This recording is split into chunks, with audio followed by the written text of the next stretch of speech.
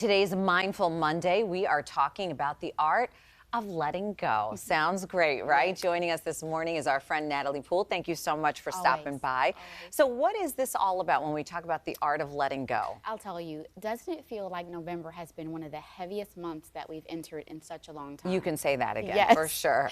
And for me, I'm actually just coming off vacation, as I was sharing with you, and I noticed that in the beginning, even for myself, I'm in the warm weather, but it took me like at least 4 days just to start to let go myself. And I noticed that even with other vacationers, how heavy everything feels. And so the season right now is not just the unrest that we're noticing in the world overall, but we're also dealing with seasonal affective disorder. Sure. And now even holiday blues.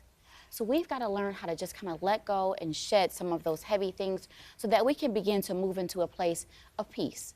You know, just yesterday, it's interesting that you bring that up, because just yesterday, a couple of people just made the comment about how it's so dark. It's, you know, the weather is changing. You look outside and it's 3:30, 4 o'clock, and it already feels like it's midnight. Absolutely. So where do we begin when we talk about the art of letting go? What are some of the first steps we need to take? So interesting that you should say that, because I find what we're happening, as you mentioned, with it being darker sooner, decreased light is decreased mood.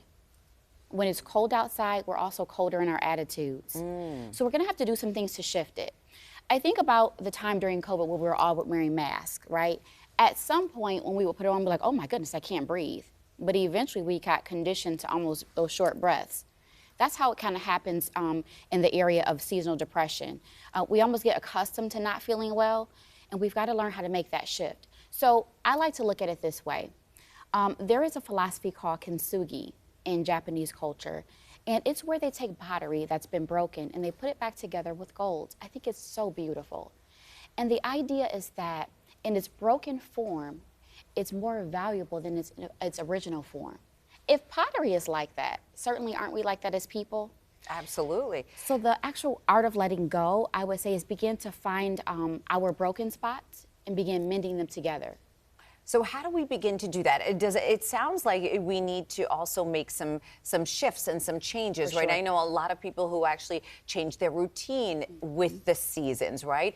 Do we add more joy? Do we look for more joy? What do we do? I'm glad you asked that. So because the season can be pretty dark, laughter. When's the last best time? medicine, yes, right? right? Laughter is one of the best medicines. So when's the last time we really got together with our friends, our family, and laughed? And since the holiday season is upon us, getting together and maybe being intentional about maybe what we watch and not being so heavy, laughing together, sharing wonderful memories of the past.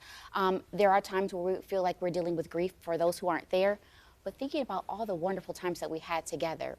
One other thing that would be a great tradition is to write, I call them golden hour notes. So share them with each other about what they've done, that loved one, to bring joy and happiness and gratitude in your life, and then share it together. What a beautiful tradition to be able to create.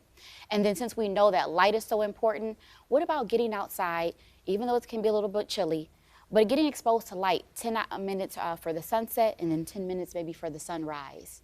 These are small shifts, but they can make a great difference in our overall mood. We've also heard of a lot of people saying, okay, I'm going to pick 4 or 5 things a day that I'm grateful for. Yes. And kind of look for the good, even if they are small moments, and kind of look for the joy and look for adding, you know, that into your daily routine. Those are beautiful sentiments, because our mind is interesting. It doesn't know the difference between what is real and what's imagined. So if we can start our day with saying, looking for specific things, we're going to actually go throughout our day like, oh, look, oh, that dog was so cute, or oh my goodness, she paid me a great compliment.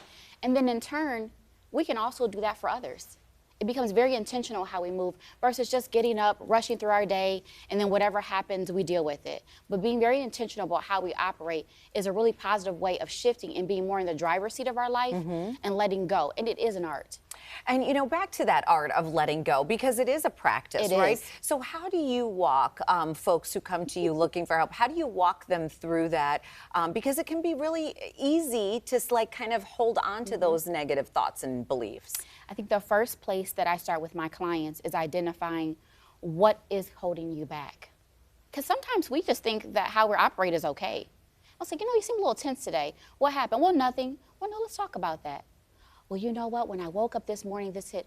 Well, tell me about why you're feeling that way. Well, what we get to the bottom of is that sometimes the emotions that they're feeling aren't really what they're feeling. So instead of feeling fear, they're actually anxious. Instead of being angry, they're offended. So we get down to the root cause of what's actually happening, and then we can address those things. So the art of letting go is really understanding and getting to the root cause and the root system of what is really bothering you. Are we down for the holidays because we miss someone? Are we lonely? Are we anticipating that?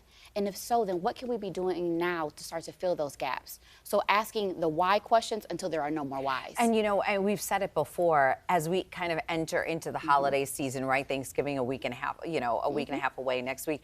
A lot of folks seem to be really struggling. Very much. And so you mentioned getting outside in the morning, getting outside at night, even if it means, you know, bundling up. What are some other practical ways? I mean, you've heard of, you know, obviously meditation, exercise, all of those things that can help. Meditation and exercise are amazing, but that's sometimes not easy to do outside. Of course, in the Michigan weather, we can do those inside. No phone zone is a beautiful way to kind of like pull away from the day-to-day, inundated with news and media.